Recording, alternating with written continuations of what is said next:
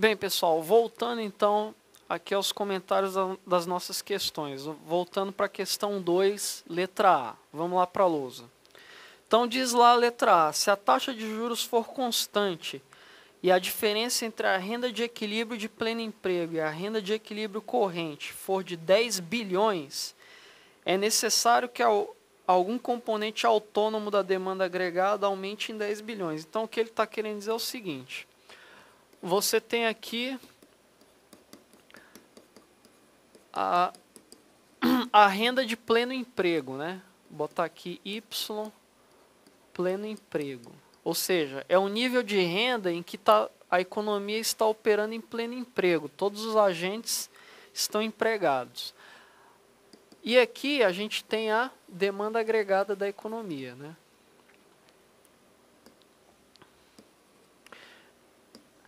Ele está dizendo que a renda de pleno emprego é maior que a demanda agregada em 10 bilhões. 10 bilhões.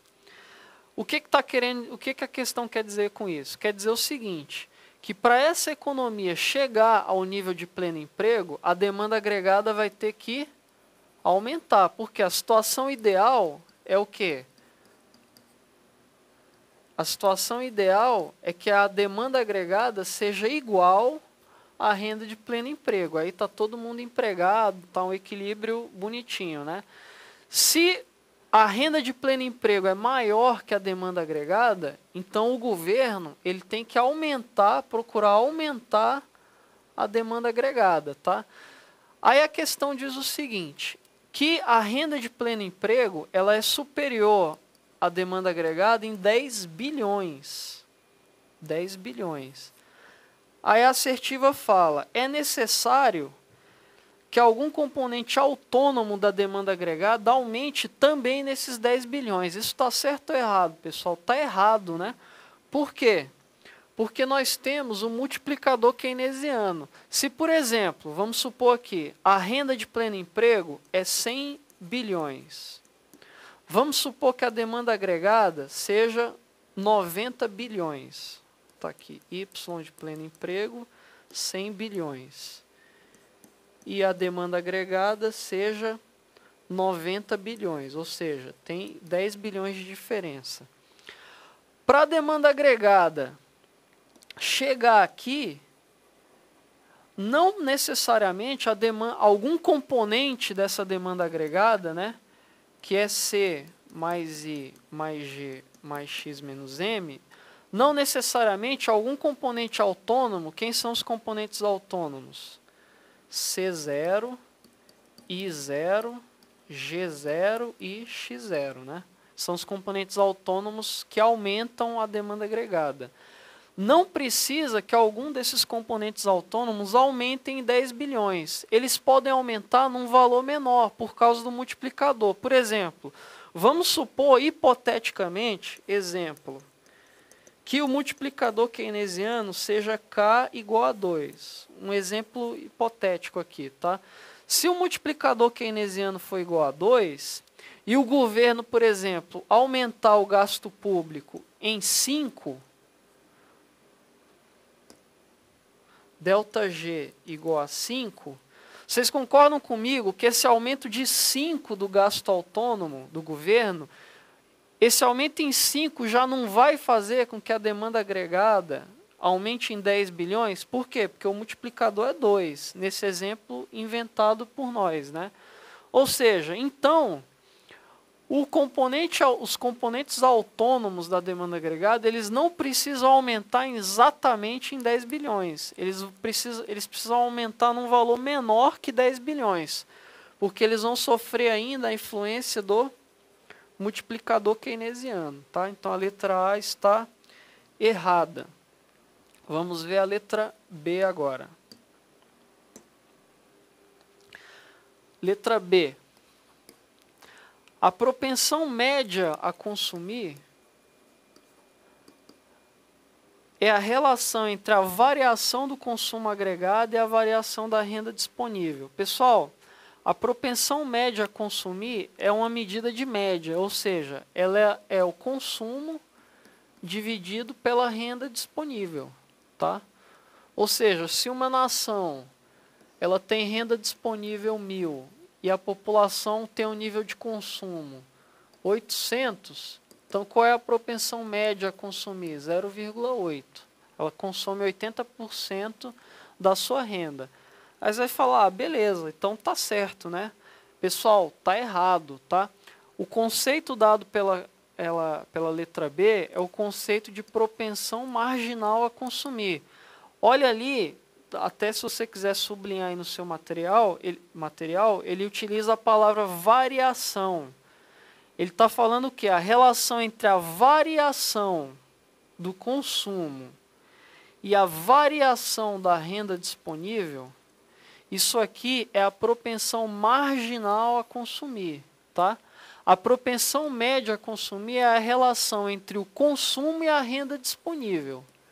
A propensão marginal a consumir é a relação entre a variação, tá?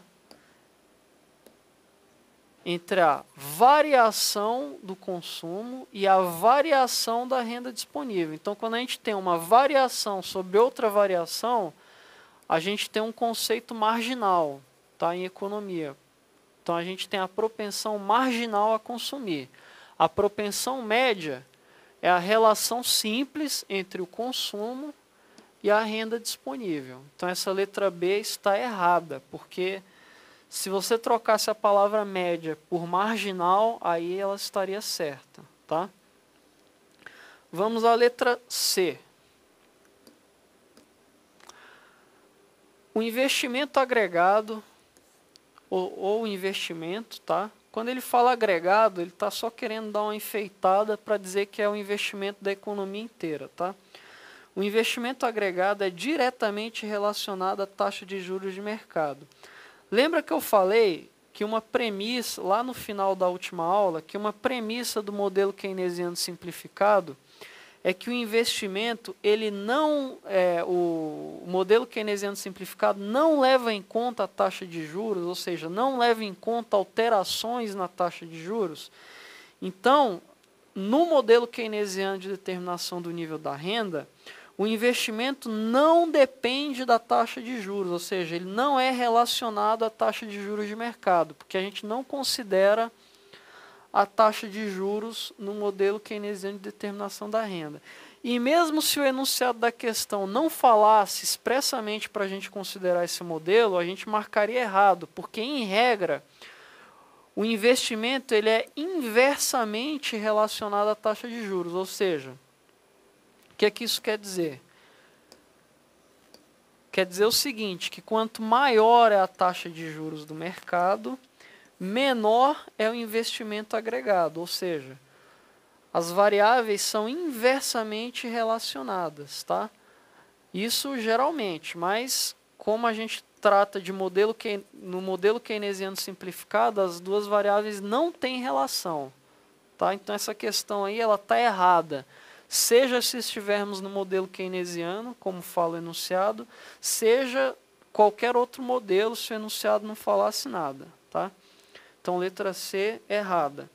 Letra D, o equilíbrio macroeconômico ocorre quando a oferta agregada iguala a demanda agregada, independentemente de a economia estar com todos os seus recursos empregados. A letra D está correta, tá, pessoal? A equação, a renda de equilíbrio, né, ela segue essa equação aqui. C mais I mais G mais X menos M. Esse Y, eu falei que era a renda da economia, né? Ou produto da economia. Pessoal, o que é produto, né? Tudo que as empresas produzem. Tudo que as empresas produzem é o quê? É a oferta, tudo que é ofertado na economia. Então, esse Y, a gente pode chamar de oferta agregada. Tá? E isso aqui é tudo que os agentes econômicos consomem. E consumir é a mesma coisa que demandar, ou seja, é tudo que os agentes econômicos demandam. Então, isso aqui é a demanda agregada da economia. O que é o C? É o consumo das famílias, I é o consumo das empresas, G é o consumo do governo, e X menos M é o consumo ou demanda do resto do mundo, né? Demanda líquida do resto do mundo, tá? Então, o equilíbrio ocorre justamente quando a oferta agregada iguala a demanda agregada. Então, nesse momento, a gente tem o equilíbrio macroeconômico. E esse equilíbrio não precisa ser com esse Y de pleno emprego, tá? Ou seja, para o Keynes, se a oferta agregada é igual à demanda agregada, a economia está em equilíbrio. Não precisa ser em um nível de renda de pleno emprego. Vamos botar um exemplo numérico aqui para vocês entenderem. Vamos supor que a demanda agregada da economia seja 800. E vamos supor que tudo que as empresas produzem também seja igual a 800. Para o Keynes, isso aqui já é suficiente para o equilíbrio. Agora, vamos supor que o nível de produção máximo dessa economia seja 1000.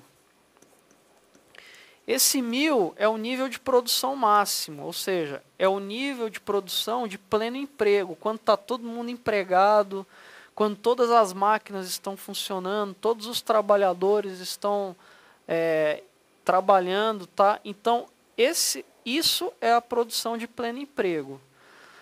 Só que o equilíbrio, para o Keynes, ele acontece quando a oferta iguala a demanda. Então, nesse caso aqui, o Keynes falava o seguinte, aqui a economia está equilibrada. Está tendo desemprego? Tá. Por quê? Porque se a economia estivesse trabalhando com pleno emprego, seria 1000, né? Ou seja, a economia poderia estar produzindo bem mais. Só que o Keynes falou, não, o equilíbrio não acontece necessariamente aqui. Ele vai acontecer quando a oferta iguala a demanda. Isso pode ser quando nós temos a renda de pleno emprego, como pode não ser. A regra é que seja abaixo do nível de pleno emprego, tá? Essa é uma das diferenças do modelo keynesiano para o modelo clássico, para a economia clássica. Os clássicos, economistas clássicos, eles diziam que o equilíbrio macroeconômico se dava aqui, com a renda de pleno emprego.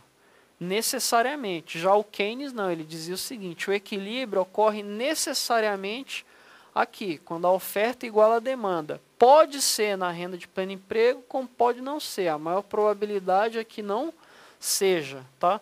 Já os clássicos diziam que tinha que ser necessariamente aqui na renda de pleno emprego. Então, a letra D dessa questão está correta, né? Letra E. Então, letra E. Se a taxa de juros for constante, ou seja, que a gente já sabe, né, o que é premissa do modelo keynesiano, o valor do multiplicador, no caso em que o investimento agregado seja função da renda, qual é o formato da função investimento? É assim, né? Investimento é igual a investimento autônomo mais propensão marginal a investir vezes a renda. Esse é o formato da função investimento. Aí ele diz aí, no caso em que o investimento agregado seja função da renda. O que ele está querendo dizer? Qual é a malandragem aí que ele está querendo passar para a gente quando ele diz que o investimento é função da renda? Ele está querendo dizer para a gente que nós temos um valor de propensão marginal a investir. Porque o investimento, ele pode ser assim, num formato completo, né? Ou ele pode ser totalmente autônomo, assim, ó, I igual a I0. Ou ele pode ser assim, totalmente dependente da renda, né? Então a gente tem esses três formatos. Aqui nesse segundo caso, a gente vai ter o quê? Propensão marginal a investir igual a 0. Aqui no terceiro caso, a gente tem o quê? Investimento autônomo igual a 0.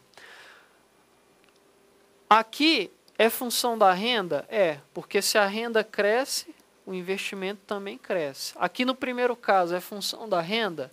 É, porque se a renda cresce, o investimento cresce. Tá? Então, quando a questão diz que o investimento é função da renda, ele está querendo dizer justamente isso, que a gente tem um valor de propensão marginal a investir. Tá? Aí ele fala que quando a gente tem isso, né, ele diz que o valor do multiplicador é menor que o valor do multiplicador no caso em que o investimento agregado seja totalmente autônomo. Quando o investimento agregado é totalmente autônomo, como aqui no segundo caso, a propensão marginal a investir é zero. E quando o investimento é função da renda, a propensão marginal a investir é maior que zero. Então, a nossa assertiva agora, o que a gente tem que fazer? Tem que verificar se o multiplicador keynesiano vai ser maior ou menor com a propensão marginal a investir maior que zero ou igual a zero. Então, a fórmula do multiplicador keynesiano é 1 sobre 1 menos C menos I mais M mais C vezes T. Olha só, se o multiplicador, se a propensão marginal a investir é maior que zero, o que vai acontecer? Ela vai ter um valor negativo na frente, né? Esse valor negativo vai reduzir o denominador. Então aqui, ó, quanto maior a propensão marginal a investir, menor é o denominador de K. E quanto menor é o denominador de K, maior é o valor de K. Então, ou seja, quanto maior a propensão marginal a investir, maior o multiplicador keynesiano. Então, a letra E, ela está errada, né? Porque quando o investimento agregado é função da renda, a gente tem propensão marginal a investir, e aí o multiplicador ele é maior que o valor do multiplicador no caso em que o investimento agregado seja totalmente autônomo, ou seja, no caso em que a propensão marginal a investir é igual a zero. Então a letra E está errada, porque o certo aí seria a palavra maior. Tinha que ser o valor do multiplicador, no caso em que o investimento agregado seja função da renda, é maior que o valor do multiplicador, no caso em que o investimento agregado seja totalmente autônomo. Então o gabarito da questão 2 é letra D de dado. Pessoal, vamos encerrar essa aula por aqui. Na próxima aula, a gente continua comentando nossas questões com a questão de número 3. Até lá!